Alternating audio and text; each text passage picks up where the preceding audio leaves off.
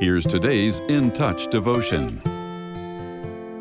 Today's scripture reading begins in verse 14 of 1 John chapter 5. This is the confidence which we have before Him, that if we ask anything according to His will, He hears us. And if we know that He hears us in whatever we ask, we know that we have the requests which we have asked from Him. Prayer is the Christian's most powerful God-given means for effecting change. Yet we're often unsure whether the Lord will answer our appeals. Today's verses assure those of us who are believers that He hears and grants our petitions when they're in accordance with His will. But knowing God's will can seem perplexing. We aren't always sure whether our requests fit that condition. Here's what we do know. Anything that God commands us in the Scriptures is His will.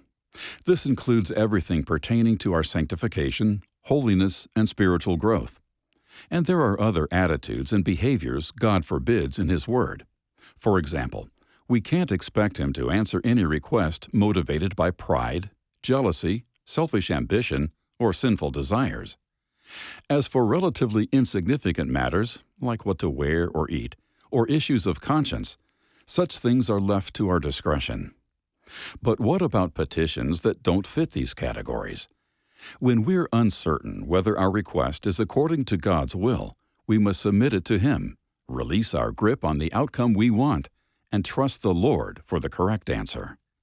Remember, our confidence is not in the answer we want, but in the God whose knowledge, wisdom, and power are perfect, infinite, and eternal.